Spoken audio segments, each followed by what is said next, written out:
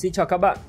Đây là Wyoming, một tiểu bang trông gọn gàng như một hình chữ nhật giữa lòng nước Mỹ, được bao quanh bởi Montana, Nam Dakota, Nebraska, Colorado, Utah và Idaho.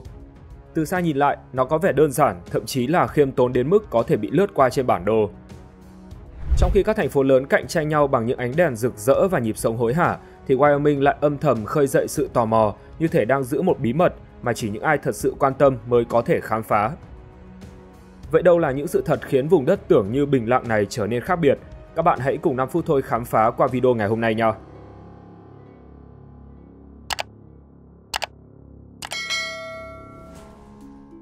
Tiểu bang ít dân nhất xứ sở cờ hoa.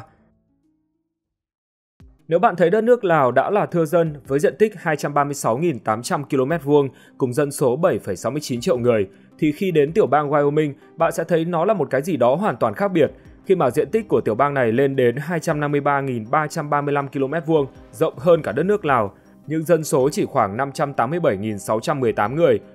Điều này có nghĩa là mật độ dân số chỉ khoảng 2 người trên 1 km2 và xếp sau mỗi Alaska trong tất cả các tiểu bang trên toàn nước Mỹ. Để dễ hình dung hơn, thì hiện nay mật độ dân số Việt Nam đang là 305 người trên 1 km2.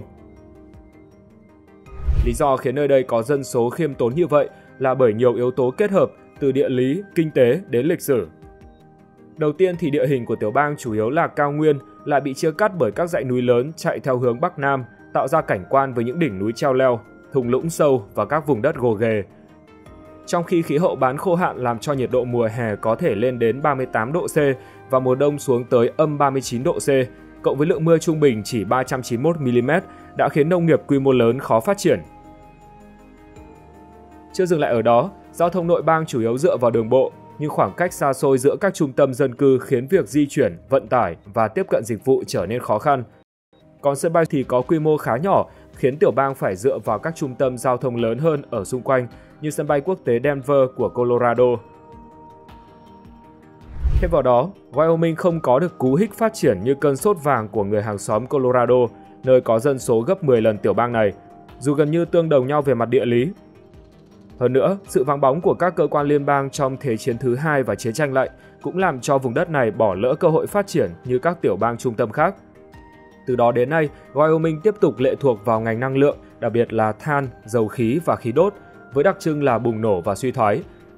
Cụ thể thì khi giá năng lượng tăng, dân số có thể tăng nhẹ theo nhu cầu lao động, nhưng khi thị trường đi xuống, làn sóng di cư lại rút lui, từ đó tạo ra mô hình dân số dao động và thiếu ổn định. Mặt khác, khoảng 48% diện tích đất đai của tiểu bang này thuộc sở hữu của liên bang, cùng với các trang trại tư nhân rộng lớn, khiến không gian dành cho phát triển đô thị và nhà ở bị hạn chế. Nơi đây cũng không có một thành phố lớn thực sự, bởi thành phố đông dân nhất là Cheyenne chỉ có khoảng 65.114 người. Dù chi phí sinh hoạt ở tiểu bang này thấp hơn mức trung bình toàn quốc, nhưng lợi thế ấy không đủ để bù đắp cho sự cô lập địa lý, khí hậu khắc nghiệt và thiếu cơ hội phát triển. Kết quả là Wyoming vừa không thu hút được dòng người nhập cư mới, vừa gặp khó khăn trong việc giữ chân dân cư hiện tại, từ đó duy trì tình trạng thưa dân kéo dài cho đến tận ngày nay. Không chỉ vậy, việc dân cư khiêm tốn còn khiến tiểu bang này chỉ có một ghế đại diện duy nhất tại Hạ viện Mỹ và 3 phiếu bầu trong đại cử tri đoàn. Như vậy, họ hầu như không có ảnh hưởng lớn trong các quyết định chính trị toàn quốc. Còn thể thao thì Wyoming cũng thiếu vắng các đội thể thao chuyên nghiệp lớn. Đội bóng bầu dục Gillette Mustang từng là đội duy nhất của tiểu bang, nhưng sau chỉ 2 năm hoạt động, họ đã rời khỏi nơi đây.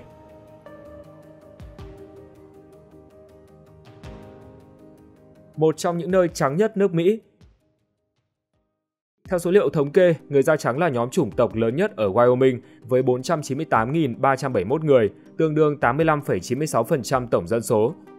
Các nhóm khác bao gồm người đa chủng tộc chiếm 7,08%, chủng tộc khác 3,13%, người Mỹ bản địa 2,06%, người da đen 0,86%, người châu Á 0,83% và người dân đảo Thái Bình Dương 0,08%. Việc chiếm ưu thế của người da trắng ở Wyoming bắt nguồn từ lịch sử mở rộng lãnh thổ về phía Tây vào thế kỷ 19. Trong thời gian này, nơi đây trở thành điểm đến của làn sóng di cư lớn từ các tiểu bang miền đông đất nước và châu Âu, nhất là từ Anh, Đức, Ireland và Scandinavia. Họ đến đây để khai hoang đất đai, chăn nuôi gia súc, khai thác tài nguyên và định cư lâu dài, từ đó hình thành nên các ngành kinh tế chủ lực như khai thác than, dầu khí và chăn nuôi. Tất cả chủ yếu dựa vào lao động địa phương hoặc người da trắng từ các vùng nông thôn khác, thay vì thu hút lao động đa sắc tộc, chẳng hạn như các tiểu bang miền Nam gắn liền với chế độ nô lệ hay các tiểu bang công nghiệp miền Bắc thu hút lao động nhập cư gốc Phi, Á và Mỹ Latin. Song song với đó, việc địa hình chủ yếu là thảo nguyên và núi non cùng mật độ dân số cực thấp khiến nơi đây không thể phát triển các trung tâm đô thị lớn hay nền kinh tế đa ngành. Do vậy lại càng hạn chế cơ hội làm việc đa dạng. Và việc không có chính sách thu hút dân cư bài bản cũng làm cho Wyoming duy trì tỷ lệ người da trắng áp đảo cho đến ngày nay.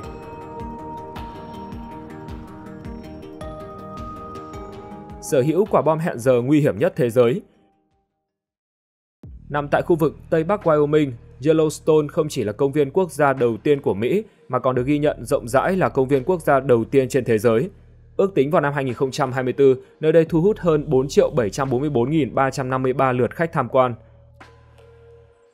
Trải rộng trên diện tích xấp xỉ 8.983 km2, trong đó có khoảng 96% nằm gọn trong tiểu bang này. Yellowstone không chỉ là biểu tượng của thiên nhiên kỳ vĩ mà ẩn bên dưới bề mặt thanh bình ấy là siêu núi lửa Yellowstone. Nó có dạng hõm chảo thuộc hệ thống siêu núi lửa lớn nhất Bắc Mỹ và cũng là một trong những cỗ máy địa chất mạnh mẽ nhất hành tinh, với sức mạnh vượt xa bất kỳ vụ phun trào nào mà loài người từng ghi nhận. Do đó, núi lửa này được ví như một quả bom hẹn giờ khổng lồ, sẵn sàng thức giấc bất cứ lúc nào, và khi ấy nó sẽ thay đổi toàn bộ cục diện địa lý, khí hậu cũng như sự sống trên trái đất. Trong 2.100.000 năm qua, siêu núi lửa này đã trải qua 3 vụ siêu phun trào, tạo ra 2.450 km khối vật chất phun trào, với lần gần nhất xảy ra cách đây khoảng 631.000 năm, trùng khớp với chu kỳ phun trào khoảng 600.000 đến 650.000 năm một lần. Điều này khiến các nhà khoa học cảnh báo rằng một vụ phun trào khác có thể đã đến hạn trong tương lai gần. Nếu đó là sự thật thì với chỉ số VEI bằng 8, tức là cấp độ cao nhất trong thang đo sức nổ của núi lửa, vụ phun trào sẽ gây ra nhiều hậu quả hơn là những dòng dung nham nguy hiểm và có thể khiến 90.000 người thiệt mạng ngay lập tức, cũng như lan truyền một lớp tro nóng chảy dài 3 mét xa tới 1.609 km từ công viên. Nó sẽ tạo nên thảm họa toàn cầu với hàng nghìn tỷ tấn tro bụi sẽ phủ kín phần lớn Bắc Mỹ, làm tê liệt hạ tầng, nông nghiệp và giao thông trong khu vực rộng hàng trăm km. Ngoài ra, tro và khí thải lưu huỳnh sẽ lan ra toàn cầu, chắn ánh sáng mặt trời và dẫn đến mùa đông hạt nhân kéo dài hàng năm, làm cho nhiệt độ toàn cầu giảm mạnh và đe dọa an ninh lương thực. Trước những hậu quả được dự báo thảm khốc như vậy, siêu núi lửa Yellowstone như một lời nhắc nhở về sức mạnh vô hạn của tự nhiên luôn tiềm ẩn những hiểm họa không thể lường trước.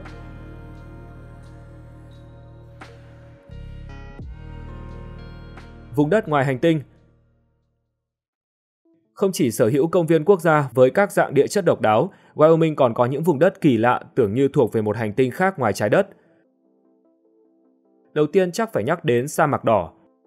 Nó trải rộng trên diện tích khoảng 24.100 km2, nhưng đây không chỉ là một sa mạc khô hạn đơn thuần mà là một vùng đất đa dạng địa hình với đồi đá, thảo nguyên cây xô thơm, cồn cát sống, núi cao và đỉnh đá sắc nhọn.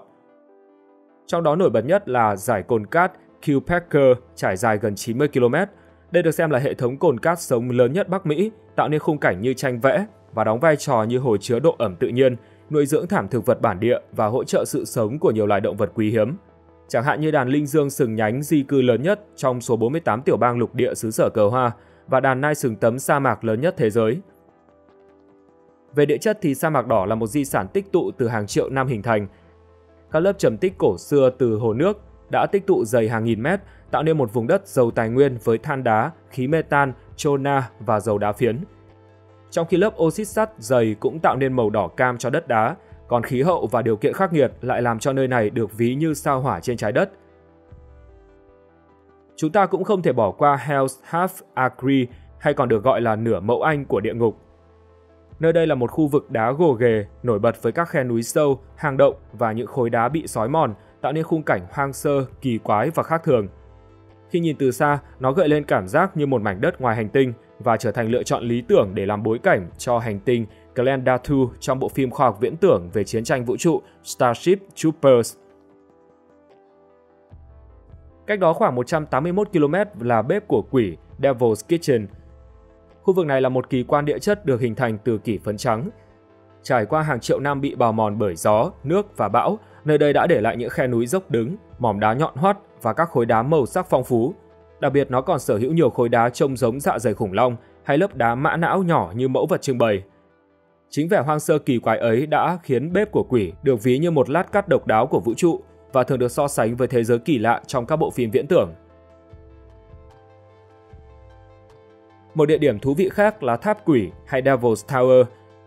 Đây là một khối hình tháp nằm trong vùng có địa chất đặc trưng bởi các lớp đá trầm tích được hình thành cách đây hàng triệu năm. Theo thời gian, những lớp đá này bị chồng lên nhau, tạo nên nền móng phức tạp của khu vực.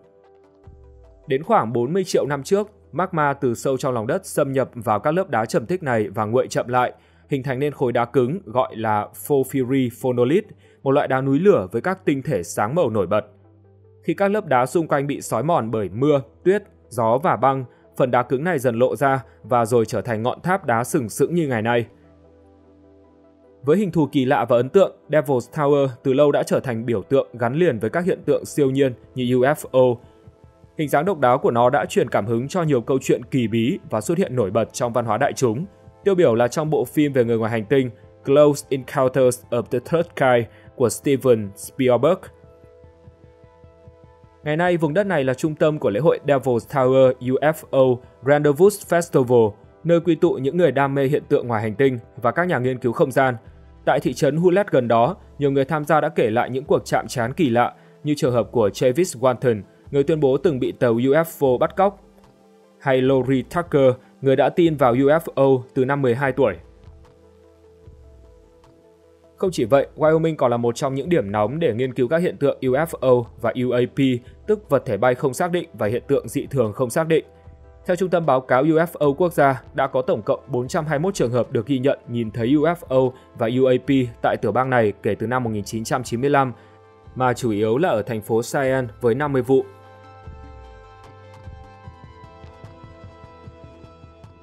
Vùng đất cổ đại của khủng long và hóa thạch. Từ lâu, Wyoming đã được mệnh danh là vùng đất khủng long của nước Mỹ, với nguồn hóa thạch phong phú trải rộng khắp tiểu bang, nhất là tại khu vực phía đông nam. Từ giữa thế kỷ 19, nơi đây đã thu hút các nhà khảo cổ học và những người đam mê khảo cổ nhờ vào số lượng xương khủng long được phát hiện ngày càng nhiều. Tới cuối thế kỷ 19, một cư dân địa phương đã xây dựng một cabin từ 5.796 chiếc xương khủng long và đặt tên là Fossil Cabin.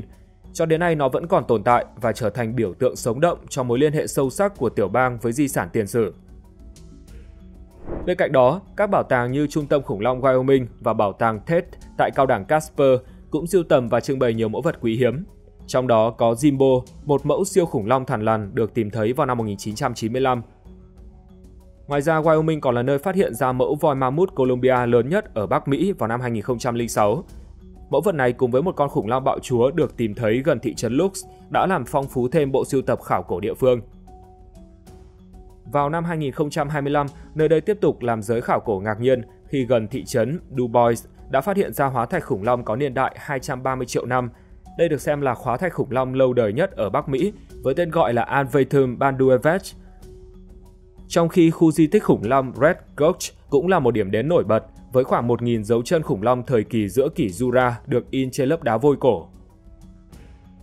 Sự gắn bó của tiểu bang với loài khủng long còn thể hiện qua biểu tượng chính thức và đời sống cộng đồng. Vào năm 1994, học sinh tiểu học trên toàn tiểu bang đã bỏ phiếu chọn Triceratops là loài khủng long làm đại diện cho Wyoming, như một minh chứng cho lòng tự hào và mối liên hệ bền chặt giữa con người hiện đại với ký ức sâu thẳm của trái đất.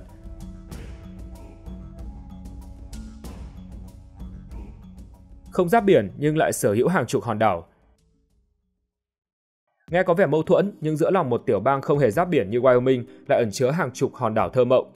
Và dù hầu hết các hồ ở đây đều là nhân tạo, nhưng cảnh quan vẫn đủ khiến du khách ngỡ ngàng.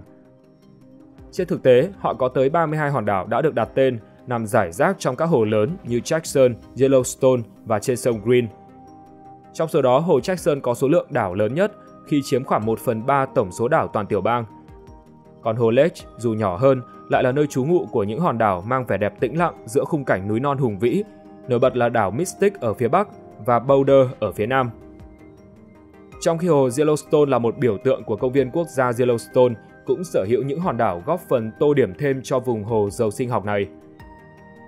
Đặc biệt, đảo Expedition nằm trên sông Green từng là điểm xuất phát cho hai cuộc thám hiểm lịch sử của thiếu tá John Wesley Powell vào các năm 1869 và 1871, qua đó mở đường cho việc khảo sát vùng đất cuối cùng chưa được biết đến ở lục địa Mỹ.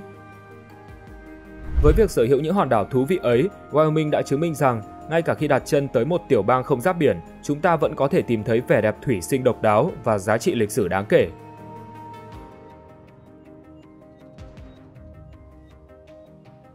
Luật súng thoáng nhất tại Mỹ. Vùng đất cao bồi Wyoming không chỉ nổi danh bởi vẻ đẹp của thiên nhiên mà còn là một trong những nơi có luật súng cởi mở và ít hạn chế nhất tại Mỹ. Điều này phản ánh rõ rệt quan điểm bảo vệ quyền sở hữu vũ khí theo tu chính án thứ 2 của Hiến pháp. Theo đó, từ tháng 4 năm 2021, luật tiểu bang cho phép cả cư dân và cả người không cư trú được mang theo vũ khí mà không cần giấy phép. Cụ thể hơn, luật Wyoming quy định rõ ràng rằng nếu người dân đủ các điều kiện như không có tiền án trọng tội hay không bị kết án vì hành vi bạo lực, thì văn phòng cảnh sát trưởng địa phương có nghĩa vụ phải cấp giấy phép cho họ theo cơ chế shall issue, có nghĩa là cấp phép bắt buộc nếu đủ điều kiện. Hơn nữa, tiểu bang này cũng không yêu cầu giấy phép để mang vũ khí công khai, bất kể người đó là cư dân hay không phải là cư dân. Dù vậy, họ vẫn duy trì hệ thống cấp giấy phép mang vũ khí không công khai có giá trị trong 5 năm nhằm phục vụ mục đích sử dụng tại các tiểu bang khác có chính sách công nhận giấy phép của Wyoming. Thậm chí nhiều quận tại tiểu bang này đã chủ động thông qua các nghị quyết khẳng định cam kết bảo vệ quyền sở hữu súng, cũng như phản đối sự can thiệp từ liên bang vào quyền vũ trang của người dân. Tất cả đã khiến Wyoming trở thành một trong những nơi có môi trường pháp lý thuận lợi nhất cho người sở hữu và sử dụng súng tại Mỹ.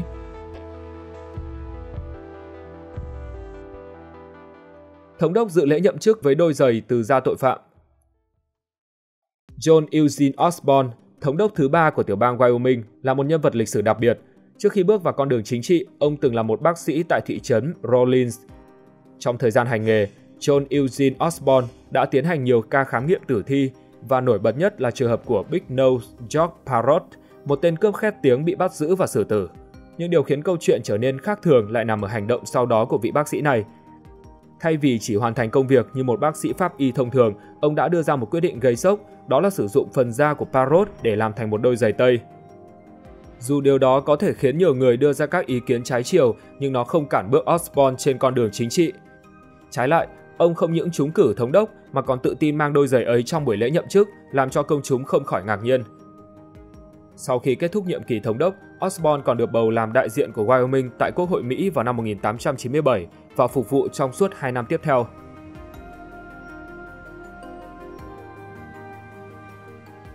Thị trấn trị giá 900.000 đô la Mỹ được sở hữu bởi người Việt.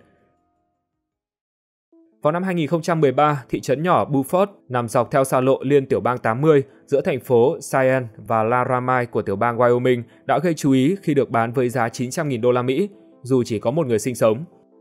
Người dân duy nhất là ông Don Salmons, sau gần 30 năm gắn bó với Beaufort, đã quyết định bán lại thị trấn để chuyển đến sống gần con trai. Người mua là ông Phạm Đình Nguyên, một doanh nhân đến từ Việt Nam. Với mong muốn đưa cà phê Việt Nam ra thế giới, ông Nguyên đã đổi tên thị trấn thành Findlay Town Beaufort và biến nơi đây thành một điểm quảng bá cà phê Việt cho khách du lịch đi ngang qua. Tuy nhiên, đến tháng 9 năm 2017, cửa hàng Findlay đã đóng cửa sau khi người quản lý rời đi.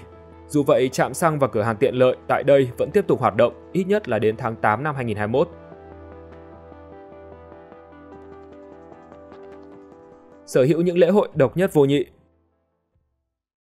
Wyoming là tiểu bang có sự pha trộn giữa văn hóa bản địa, di sản cao bồi và những truyền thống độc đáo của địa phương. Chính vì vậy, những lễ hội của vùng đất này không chỉ là dịp để người dân cùng nhau vui chơi mà còn là cách để gìn giữ và tôn vinh những giá trị văn hóa đặc sắc, đồng thời tạo ra những trải nghiệm đặc biệt cho du khách. Một trong những lễ hội độc đáo nhất là Jackalope Days. Nó được tổ chức để vinh danh sinh vật huyền thoại nửa thỏ nửa linh dương Jackalope.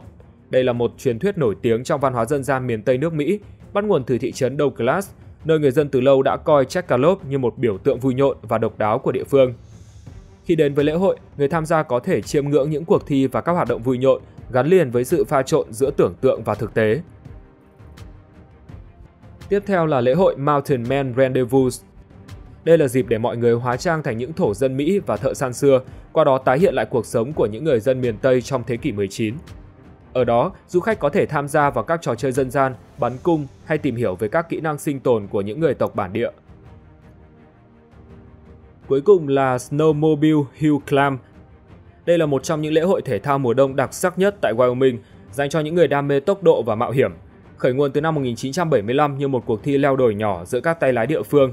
sự kiện do nhóm Jackson Hole Snow Devils tổ chức đã phát triển thành giải vô địch leo đồi xe trượt tuyết thế giới, thu hút hơn 300 vận động viên từ Mỹ và Canada, cùng hàng chục nghìn khán giả theo dõi. Diễn ra trong 4 ngày tại núi Snow King, các tay đua sẽ chinh phục những sườn dốc phủ đầy tuyết trong thời gian ngắn nhất, với các hạng mục dành cho tay đua chuyên nghiệp, bán chuyên, nữ và thiếu niên. Không chỉ là nơi so tài gay cấn, lễ hội còn là dịp để cộng đồng tôn vinh tinh thần sáng tạo, tình yêu thiên nhiên và bản sắc văn hóa địa phương thông qua các gian hàng công nghệ, ẩm thực và hoạt động giải trí đa dạng. Sản xuất than nhiều nhất cả nước. Wyoming là tiểu bang có trữ lượng khoáng sản phong phú, bao gồm khí đốt tự nhiên, khí metan từ tầng than, dầu thô, urani và trona. Đặc biệt là than, một trong những nguồn tài nguyên quan trọng nhất đối với nền kinh tế của tiểu bang. Theo Hiệp hội Khai thác mỏ Wyoming, trữ lượng than ước tính của tiểu bang này lên đến 1.400 tỷ tấn, trong đó có hơn 165 tỷ tấn có thể khai thác được. Do vậy, Wyoming hiện là nhà sản xuất than lớn nhất nước Mỹ khi chiếm gần 40% tổng sản lượng than quốc gia, nhờ vào các mỏ lớn như Black Thunder và North Antelope Rochelle.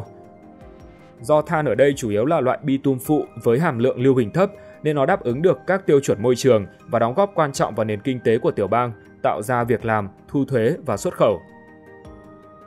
Họ cũng đang nỗ lực chuyển mình sang nền kinh tế năng lượng sạch hơn.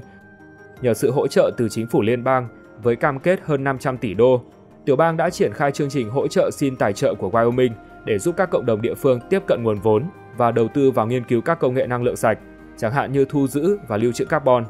Những nỗ lực ấy không chỉ giúp giảm khí thải và thay thế than, mà còn góp phần giảm nhẹ tác động của quá trình chuyển đổi năng lượng lên người dân và nền kinh tế địa phương.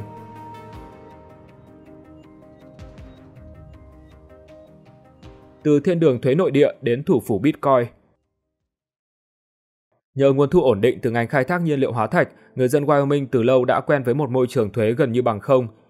Tiểu bang này nổi tiếng là thiên đường thuế nội địa của Mỹ, nơi không áp dụng thuế thu nhập cá nhân, thuế doanh nghiệp, thuế hưu trí, thuế thừa kế hay thuế thu nhập từ vốn, những loại thuế mà các tiểu bang như California hay New York có thể áp ở mức 9 đến 13%. Ngoài ra, thuế bán hàng tại đây cũng chỉ 4%, trong khi thực phẩm thiết yếu được miễn hoàn toàn.